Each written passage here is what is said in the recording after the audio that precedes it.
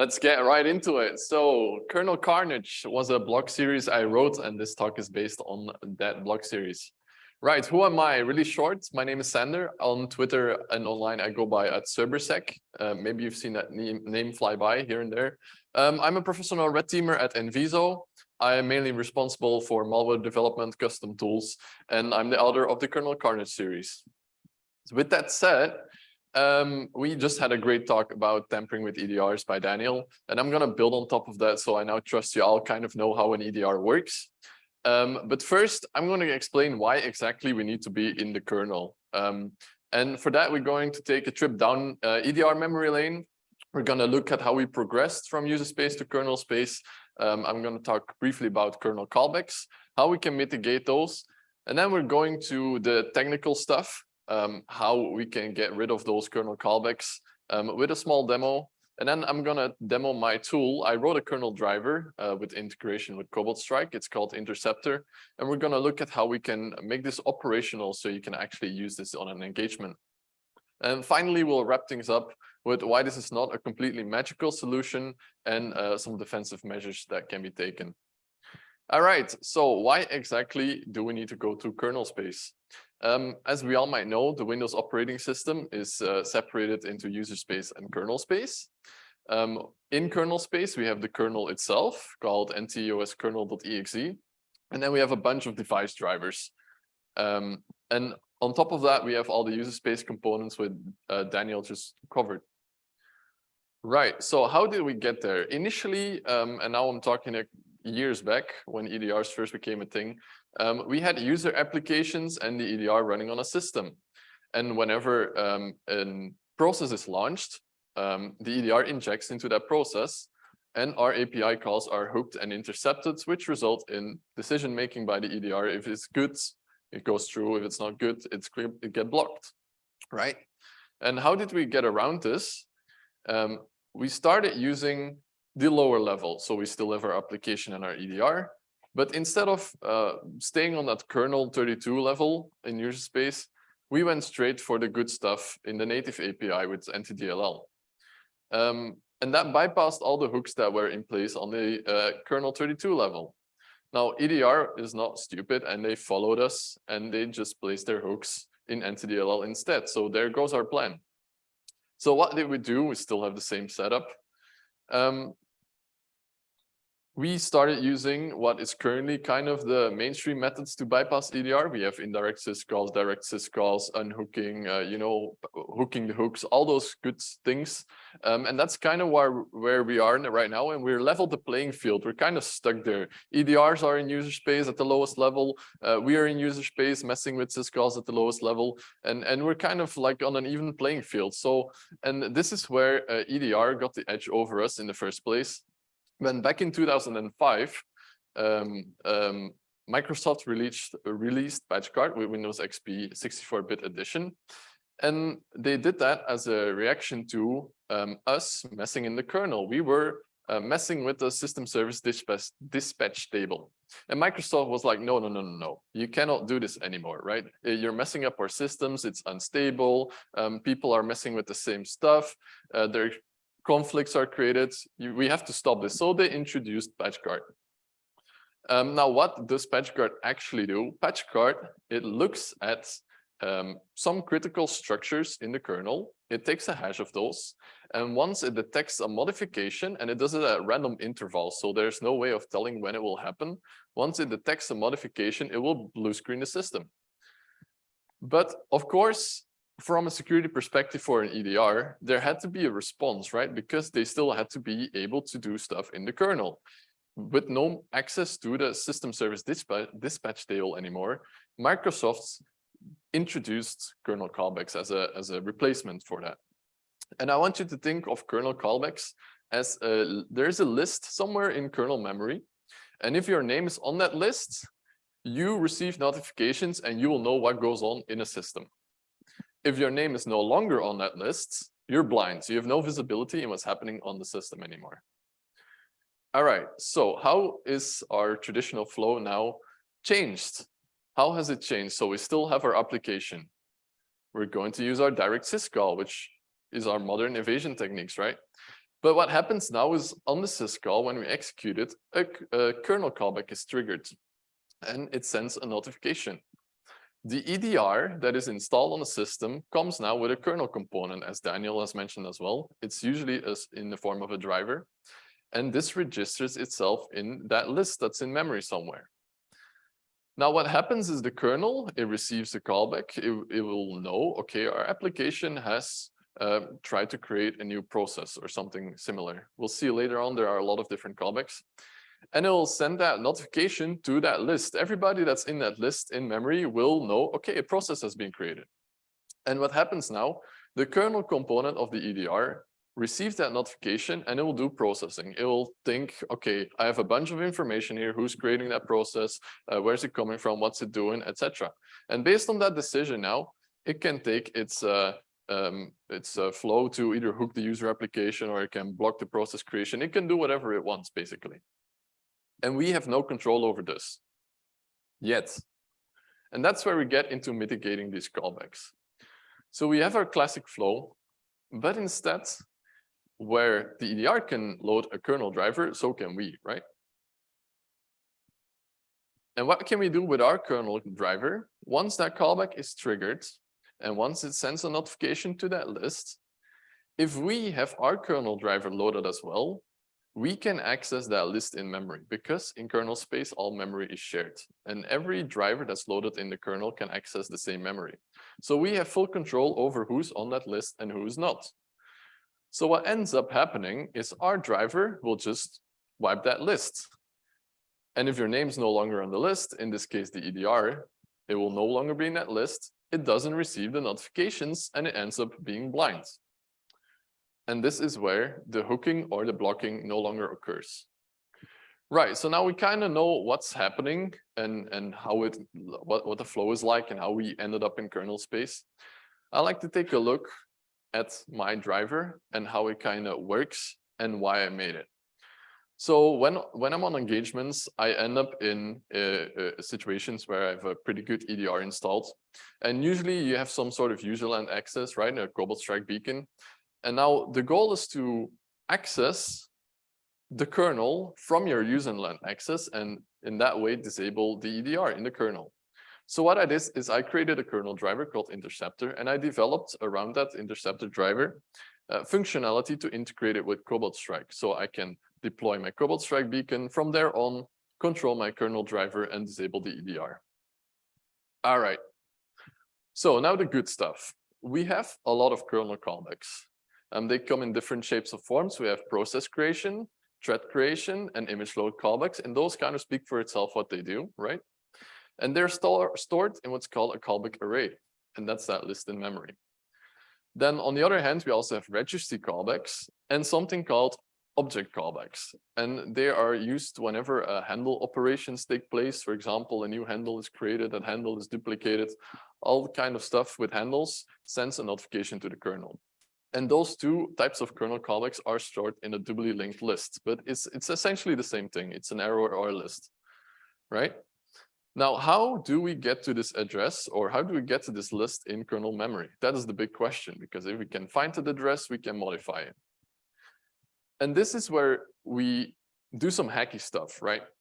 There are several APIs in Windows used to register those callbacks because one way or another, the EDR has to put a function in that array list to register itself, right? So what if we just take those functions, those APIs, and we just walk down the chain until we find that array in memory? And that's exactly what I did with my driver. I started with the PS set create process notify routine, which is the API used to register process callbacks, which in turn calls a sub API, PSP set create process notify routine. And this API has an instruction, load effective address, where it puts the address of the list in memory into register R13. So if we look at that chain and we follow down that chain, we can find the address in memory. And that is what my kernel driver essentially does. Now, later on, I kind of realized like, oh, this is a bit, long. And what if Microsoft decides to change the flow of their functions, or what if instructions change, right? And I reflected back on it and I was like, if you have APIs to register a callback, you also have APIs to unregister your callback. And that's why I took a look at those. And except for the process creation API, which uses a Boolean value to create or remove, it's kind of the exception. All the other callbacks, their APIs, they have two different versions, one to register a callback, one to unregister a callback. And those unregistered APIs, they just have a plain load effective address instruction in there pointing to the array. So we don't have to jump through loops, jump through functions, start looking for different offsets, etc. So I realized later on, and it's not implemented yet in my POC, which I'll be releasing after this talk, but that's a good way to think about it.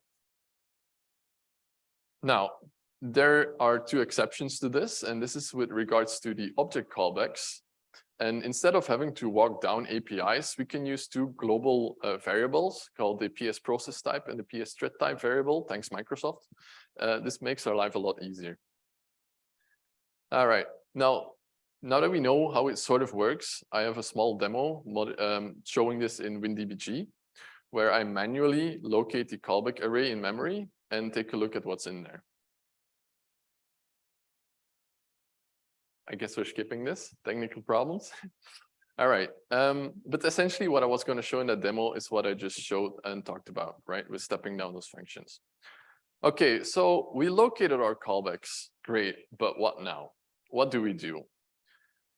We have two broad strategies to approach this. We can either, we have our list in memory, we can completely wipe the list, no entrances, so nobody receives any notifications at all. That's option one. Now, there's some issues with that. EDRs are not the only type of applications that register for callbacks. The first callbacks that are usually registered in that array belong to the kernel itself and the system. So long term, I haven't tested this rigorously, but long term, you might run into potential crashes or integrity checks or something of that kind on the list. So it's not good. It's not a stable approach. It's a bit of a, you just want to get rid of it, wipe the whole list. Now, my alternative or my approach, which I use in my tool, is a bit more invasive, but it's a bit more cheeky. Instead of wiping the whole list, what you can do, and what I did, is you take a look at that list. And in that list are functions. It's a whole list of functions. And those functions belong to a particular module. So in case of an EDR, there will be a function in there that is related to an EDR module. Now, if we take a look at that function in particular, and we follow that function down to the EDR where it's controlled in memory, and we just patch that function with a return instruction, then anything that ends up happening being sent to that function will just return, and it ends up useless, essentially. And this way we keep our kernel callbacks that are not related to EDRs intact, and we prevent any potential crashes there. The downside of this approach with the return instruction is that we have a potential violation of the HVCI, hyper-based code integrity. I'll talk about that later. Or if EDRs integrity check their own modules, they could see modifications, but from my experience, that doesn't happen due to overhead costs. All right, now that we kind of know how and why, we're going to look at making this stuff operational, right? Because this is great research, but it's useless if you cannot apply it. So when dealing with kernel drivers, because that is essentially what this is, we're going to load a kernel driver, you have several defensive mechanisms in place you need to deal with. The first one is driver signature enforcement, and this usually comes with secure boot as well. And what driver signature enforcement does is it takes a list and it looks at your driver and checks for a valid signature. And it also compares your signature. It doesn't only have to be valid, it needs to be in an allowed list, right? So you can't just sign your driver with an arbitrary signature or test signing certificate or something like that. So that's one thing we have to get around. And then as well, there is a prerequisite to loading kernel drivers. You need to be at least local administrator or system. Now, if you have access to a system and you can reboot it, for example, and you are a local admin, this is easy to evade, right? You just turn off the driver signature enforcement or the HVCI via the BCD edits commands, for example, and you just reboot the system. Or if in case secure boot is enabled and you cannot enter the BIOS or alter it somehow, you can boot into special modes and bypass driver signature enforcement that way. Now, a lot of systems, you don't want to reboot, or you don't have a capability of rebooting them. For example, if you want to, attack a domain controller or something, you don't want to rebooting that system. So instead, what you'll need to do is bypass the driver signature enforcement a different way. And there are two main approaches to this. One is code sign your driver, which is the easy way out. And the second one is to use a vulnerable driver to disable driver signature enforcement. Now, I have a whole slide dedicated to code signing, and I'm going to skip this and give you the TLDR. You either need to steal a certificate from somebody, which is not a great approach, or you need to spend a whole lot of money to get one, and it's a complicated process. So none of these options sound very exciting for me personally, or maybe for you. A lot of red teams don't have the resources to buy code signing certificates, or it's not ethical to go and steal a certificate somewhere. So we need another option, and this is where we use a vulnerable driver to override the driver signature enforcement. And this works because driver signature enforcement is nothing more than a flag. Before Windows 8, which is quite a while ago now, this flag used to be in the kernel itself, NTOS kernel.exe. It's called G_CI enabled, and it's a Boolean type. Now with the later Windows editions, they moved it and they put it in the ci.dll, which is code integrity, and they renamed it to G_CI options, and they made it a combination of values. So 0 would be disabled, 6 enabled, and 8 is test signing. Now, if you can locate this value in memory again, and you can just override it, and that way you disable driver signature enforcement. It's a great bypass. So what I did is there's a tool out there by Firefox. It's called Kernel Driver Utility. You may have heard of it. And it comes with a plethora of vulnerable drivers, I think 10 or 11 in total or something. And it comes with vulnerable driver primitives, so you can read to kernel memory, right? And that way, if you take the tool, it'll give you an option to just look for the values, either the CI options or the CI enabled, and override it with the value you want.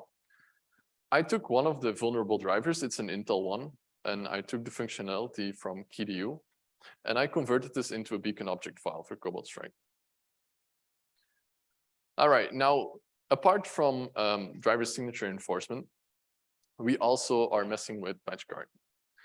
And this is annoying to evade because the EDR routines, which we are patching, remember, we're going to that list, we're following the functions and we're patching them, they reside in read-only memory or read-only pages. And the way to go about this is we flip a bit switch in the processor in the CR0 register. And we do this, there's a register for each processor, so we do this a couple of times. But every time you flip this bit to make your read-only pages writable, this could be detected by patch guard, and this could blue screen your system, right? So we're kind of playing Russian roulette there, sort of. And we're doing this multiple times, because every time you need to patch kernel callback or you need to restore it, you're doing this, and you're doing this for a number of registers at a time. So if you flip this bit, and if you forget, for example, to restore it, you'll most likely blue screen. All right, then apart from patch guard, we also run into hypervisor virtualization-based security, right? VBS. And what VBS does in a nutshell, it's quite complex. There's a good blog post about it by Eeyore as well. It creates what we call virtual trust levels. And these virtual trust levels come in the form of VTL0 and VTL1.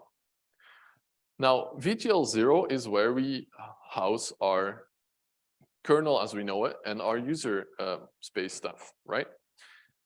And then what happens in VTL1 is we put a secure kernel version there and some other user space components that are isolated, called isolated user mode.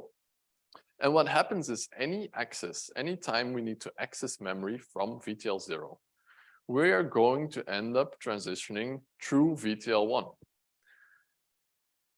And the problem here is that VTL1 takes priority over VTL0.